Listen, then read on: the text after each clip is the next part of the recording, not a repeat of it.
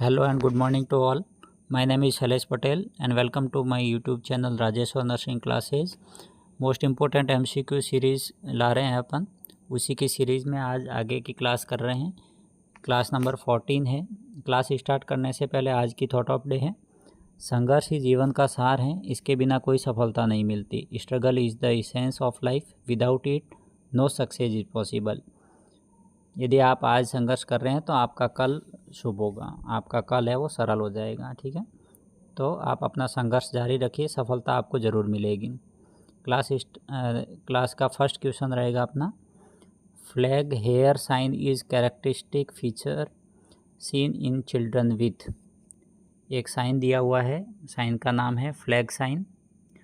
Flag hair sign है, मतलब hair होंगे वो ऐसे खड़े होंगे, फ्लैग की तरह होंगे। Is characteristic feature, characteristic sign पूछ रहा है किसके अंदर, चिल्ड्रन के अंदर। डिजीज़ का नाम है क्वाशियोरकर, मेरास्मस, स्किन डिसऑर्डर या पेलेग्राम। एक एक करके अपन देख लेते हैं क्या होता है क्वाशियोरकर, क्या होता है मेरास्मस और क्या होता है स्किन डिसऑर्डर के बारे में इसने पूछा है। एक एक करके देख लेते हैं।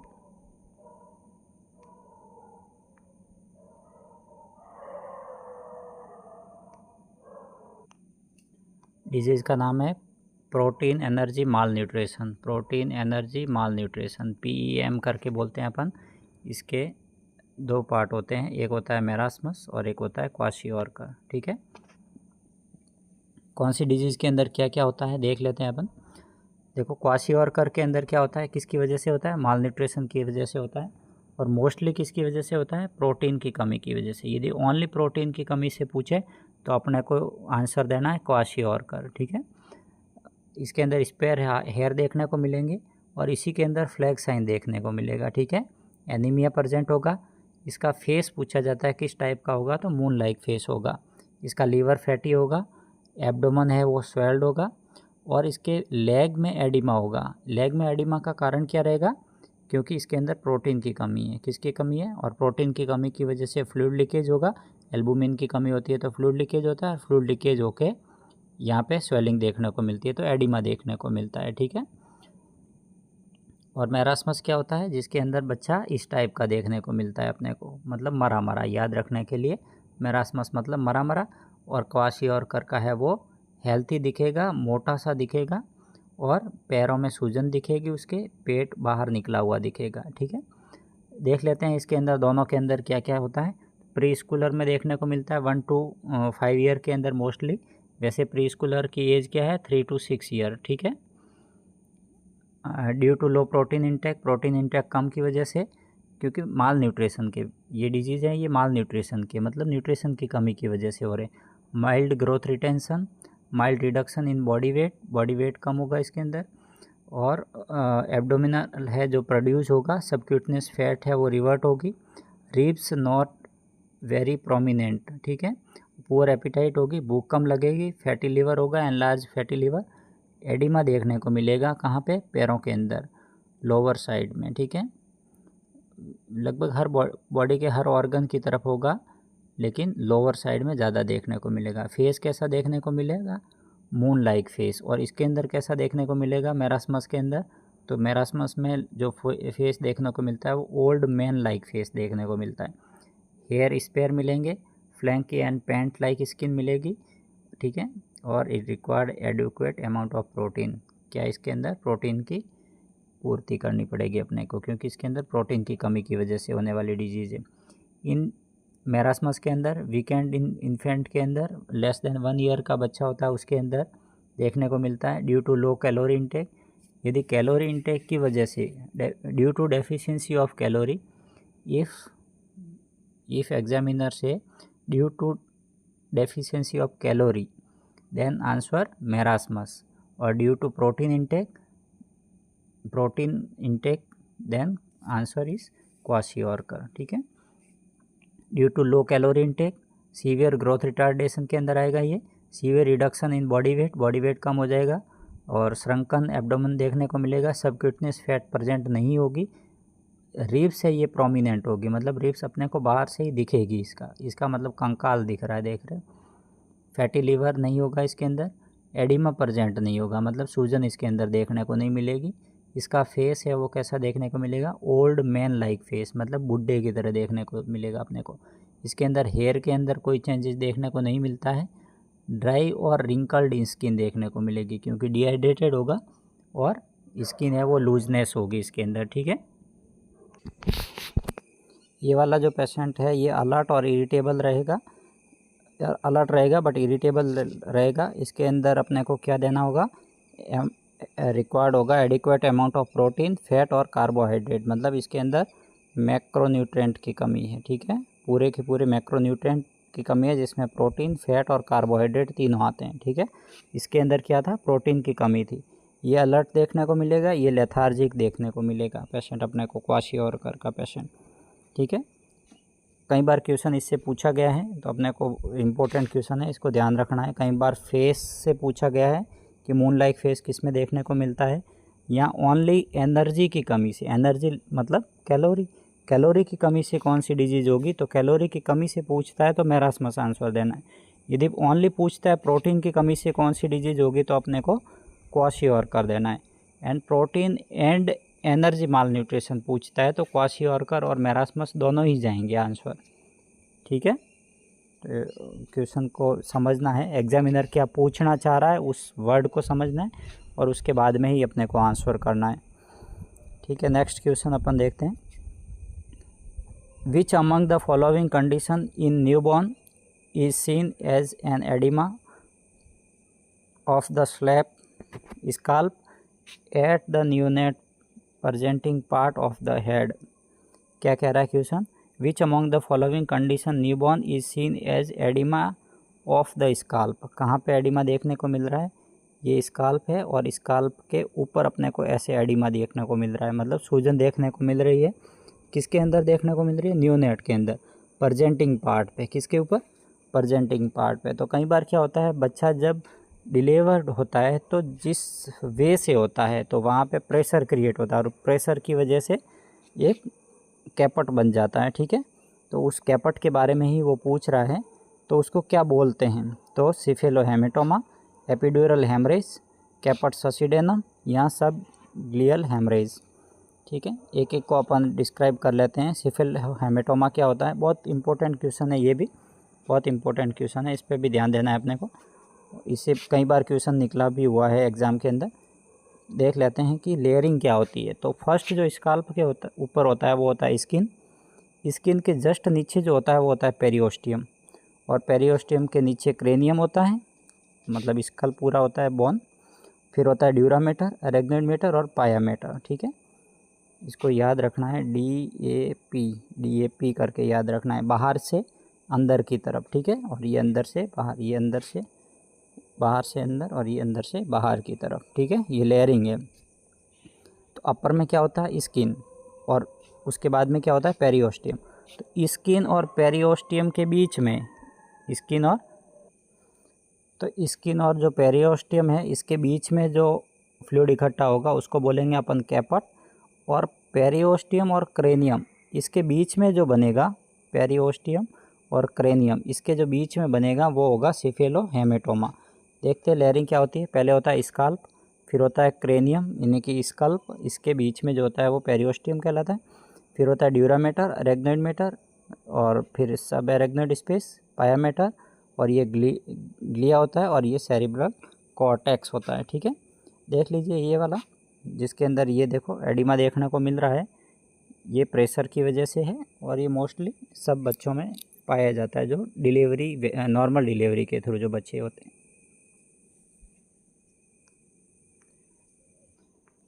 या फिर यदि वैक्यूम के थ्रू भी बेबी डिलीवर होता है तो उसके अंदर भी ये मोस्टली देखने को मिलता है अपने को, कैपट ससिडेनम, ठीक है।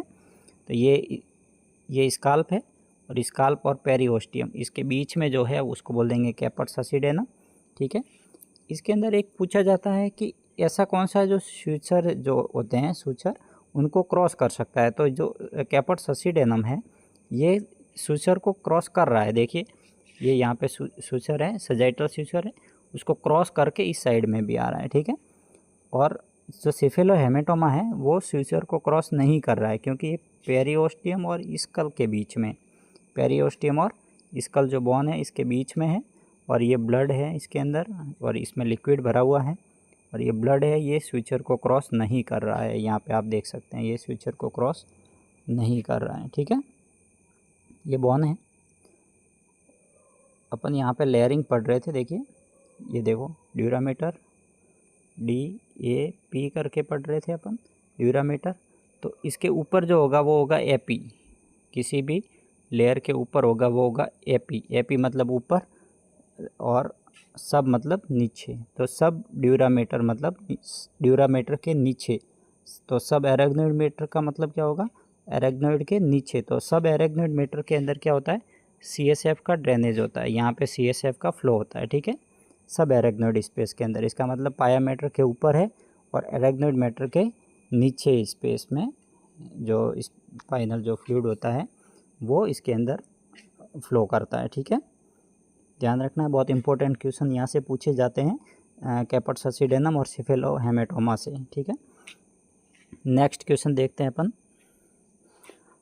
Drug that is used for fetal lung maturity, fetal की लंग मैच्योरिटी के लिए कौन सी ड्रग यूज़ करते हैं, डेक्सामेथासोन, फॉलिक एसिड, बेक्लोमेथासोन या नन। तो फीटल लंग मैच्योरिटी क्यों करवानी है, किस लिए करवानी है, किन चीज़ों में इन चीज़ों की ज़रूरत पड़ती है। तो अपने को पता होगा प्रीटर्म बेबी होता है, प्रीटर्म जो बेबी होता है ये यहाँ तो देखने को मिलेगा डायबिटिक मदर होगी उसके अंदर।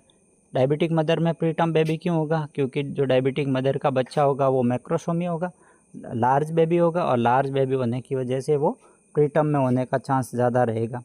एक कौन होगा, जो ट्विन प्रेगनेंसी होगी उसमें ट्विन प्रेगनेंसी के अंदर भी प्रीटर्म बेबी डिलीवर होने का चांस सबसे ज़्यादा रहता है, तो एक उसके अंदर देखने को मिलेगा।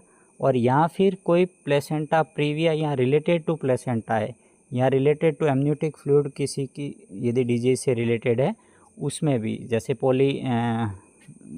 उसके अंदर बहुत ज़्यादा एमनियोटिक फ्लूइड है तो उसके अंदर भी अपने को प्रीटर्म बेबी डिलीवरी की चांस हो सकते हैं। तो अपने को प्रीटर्म बेबी यदि डिलीवर करवाना है तो उससे पहले बेबी के लंग मैच्योर करवाने पड़ेंगे।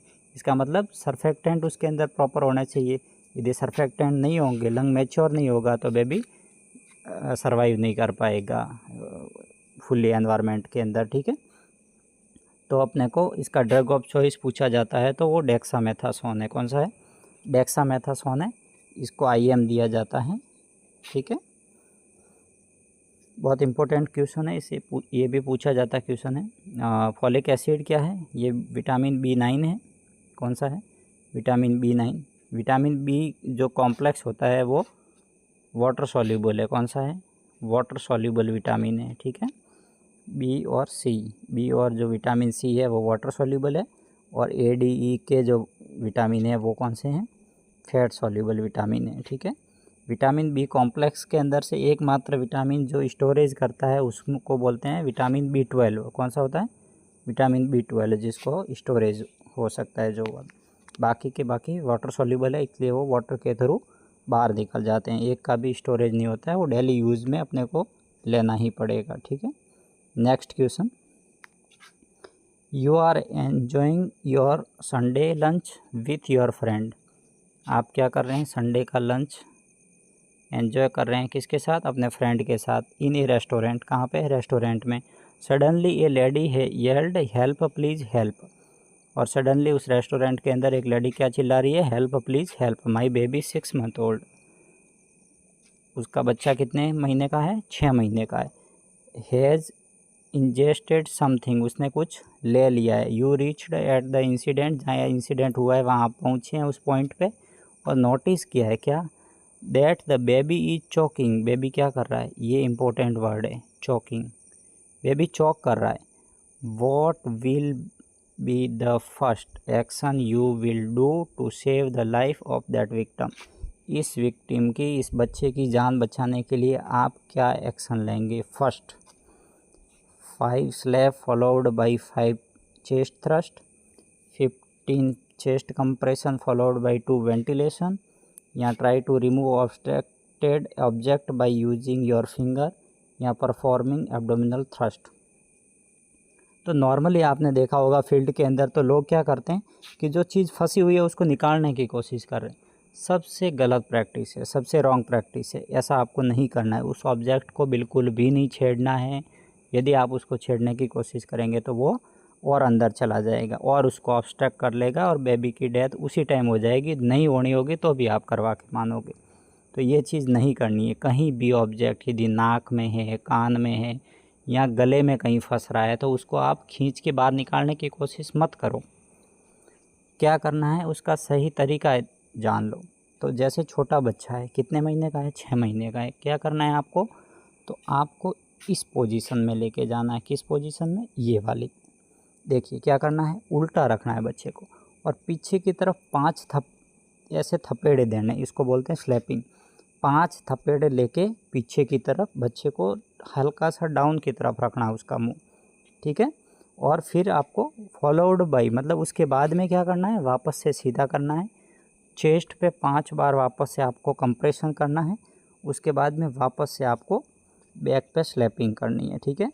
तो इसका जैसे आंसर है तो आंसर क्या जाएगा, 5 back slap followed by 5 chest thrust, ठीक है। तो इसका आंसर जाएगा ए। आपको 5 बैक स्लैप देने हैं और उसके बाद में 5 चेस्ट थ्रस्ट देने हैं, ठीक है। और एडल्ट में यदि कोई चॉकिंग कर रहा है तो चॉकिंग के साइन क्या होंगे, तो वो गले पे हाथ रख के गहरी गहरी सांस लेने की कोशिश करेगा, क्योंकि बोल नहीं पाएगा। पेशेंट जब चॉक हो रहा होता है तो बोल नहीं पाता है वो, तो गले पे हाथ रख के ऐसा लगेगा कि उसके कुछ गले में फंस गया है और वो ट्राई कर रहा है बाहर निकालने की, तो उसको बोलेंगे चॉकिंग, मतलब वो चॉकिंग साइन बोलते हैं उसको। एडल्ट में क्या करेंगे आप, तो एडल्ट में आपको क्या करना है, हेमलिच मैन्योर देना है। कौन सा manure, Heimlich manure, Heimlich manure. इसको एब्डोमिनल थ्रस्ट मैन्योर भी बोलते हैं। क्या बोलते हैं, एब्डोमिनल थ्रस्ट मैन्योर। इसके अंदर क्या करना है, अपने को बैक साइड पे खड़े होना है और चेस्ट के स्टर्नम के जस्ट नीचे यहाँ पे हाथ को रखना है और अपर की तरफ प्रेस करना है। तो यहाँ पे जो अंदर भरी हुई हवा, लंग्स के अंदर जो एयर भरी हुई होगी वो एकदम से बाहर आएगी, तो जो ऑब्जेक्ट फंसा होगा गले के अंदर वो आउट कर जाएगा, ठीक है। और इसकी जो चॉकिंग हो रही होगी वो निकल जाएगी, ठीक है। यानी कि कोई ऑब्जेक्ट जो फंसा होगा वो निकल जाएगा, तो पेशेंट चॉक होना बंद हो जाएगा। एक जैसे पूछा जाता है कि यदि प्रेग्नेंट लेडी है तो उसके अंदर कौन सा देंगे, तो उसके अंदर देंगे चेस्ट थ्रस्ट। कौन सा देंगे, चेस्ट थ्रस्ट। मतलब उसको कंप्रेशन ओनली चेस्ट पे देना है, एब्डोमेन पे नहीं देना है, नहीं तो बच्चे की डेथ हो जाएगी, क्योंकि उसके गर्भ में, उसके यूट्रस के अंदर बेबी है। तो आपको चेस्ट मैन्योर देना है, ठीक है। और चेस्ट मैन्योर किस में देंगे, तो जो ओबेज पेशेंट है, ओबेज जो पेशेंट है उसके अंदर भी अपने को चेस्ट थ्रस्ट मैन्योर देना है, ठीक है। यदि चॉकिंग का पेशेंट है तो अपने को उसको भी चेस्ट थ्रस्ट देना है, ठीक है। क्योंकि अपने हाथ उस तक पहुंच नहीं पाएंगे, प्रॉपर पोजीशन नहीं ले पाएंगे, तो उसका जो चेस्ट होगा उसको अपर की साइड से, अपर की तरफ ही, मतलब यहाँ से चेस्ट को यहाँ से कंप्रेस करना है अपर की साइड में। तो अपर की साइड में जो एयर बनेगा, फ्लो बनेगा, उससे वो चॉकिंग निकल जाएगी, ठीक है। जो भी ऑब्जेक्ट होगा वो बाहर निकल जाएगा। When the burping should be done, burping कब करनी है, when the burping should be done, किस टाइम करनी है और कब कब करनी, before each food, middle at the end of each feed, only at the end of each feed, after 1 hour of feed. Burping आपको कब करनी है, बर्पिंग का मतलब क्या होता है,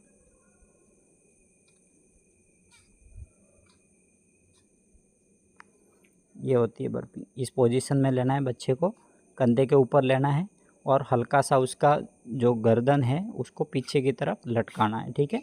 उसके बाद में क्या करना है, हल्के हाथ से पीछे की तरफ बर्प करना है। बर्प मतलब सहलाना है धीरे धीरे, ठीक है।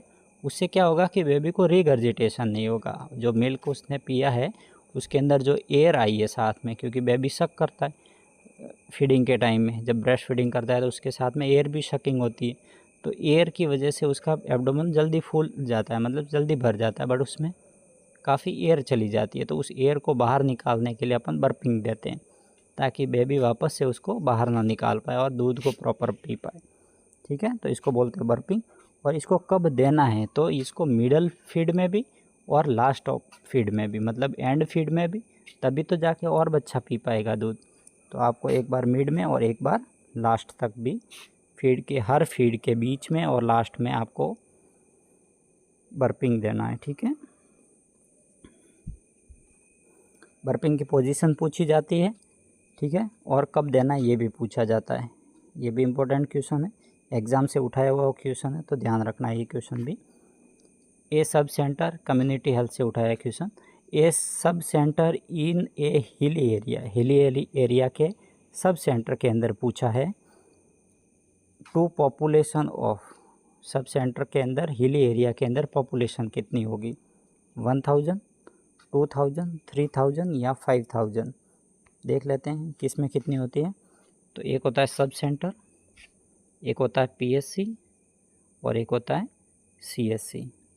किस में कितना होता है, तो सब सेंटर के अंदर कितना होता है, 3000 टू 5000, 3000 टू 5000। तो ये होगा कहाँ पे, हिली में, और ये होगा प्लेन में। ठीक है, तो ये प्लेन एरिया के अंदर कितना होगा, तो सब सेंटर के अंदर हिली एरिया के अंदर कितना होगा 3000, और प्लेन एरिया में कितना होगा 5000। तो पीएससी में कितना होगा, तो पीएससी में होगा 20,000 टू 30,000। कितना होगा, 20,000 टू 30,000, मतलब 20,000 से 30,000 होगा कहाँ पे, पीएससी में। और सीएससी में कितना होगा, सीएससी में होगा 80,000 टू 1,20,000। ठीक है, तो सीएससी में कितना होगा, 80,000 से 1,20,000। ध्यान रखना है, पहले के फेवरेट क्वेश्चन थे, और सीएचओ वगैरह में ये क्वेश्चन अभी भी पूछा जाता है कि सब सेंटर के अंदर पॉपुलेशन कितने पॉपुलेशन को कवर करता है। तो प्लेन एरिया में 5000 पॉपुलेशन, और हिल एरिया के अंदर 3000 पॉपुलेशन, और पीएससी के अंदर प्लेन एरिया के अंदर 30,000 और हिल एरिया में 20,000, और सीएससी के अंदर हिल एरिया के अंदर 80,000 और प्लेन एरिया के अंदर 1,20,000 पॉपुलेशन को कवर करता है। ठीक है, तो इसका आंसर क्या जाएगा, तो 3000, इसका आंसर जाएगा 3000। यहीं पे यदि पूछता कि प्लेन एरिया में कितना, तो 5000 आंसर जाएगा। ठीक है, next question, very low birth wait is less than, very low birth क्या पूछ रहा है, लो बर्थ की भी कैटेगरी होती है, एक होता है लो बर्थ, एक होता है LBW मतलब लो बर्थ वेट बेबी, एक होता है वेरी लो बर्थ, और एक होता है एक्सट्रीम लो बर्थ। ठीक है, एक्सट्रीम लो बर्थ। तो देख लेते हैं, LBW होता है लो बर्थ वेट बेबी, एक होता है वेरी लो बर्थ, और एक होता है एक्सट्रीम लो बर्थ वेट। ठीक है, किसका कितना वेट होता है, तो लो बर्थ तो होगा लेस देन 2.5 kg, मतलब 2500 ग्राम से कम होगा, kg 2500 ग्राम से कम होगा तो उसको बोलेंगे LBW, और लेस देन 1500 ग्राम, मतलब लेस देन 1.5 किलो है, 1 किलो और 500 ग्राम से कम है, तो उसको बोलेंगे वेरी लो बर्थ।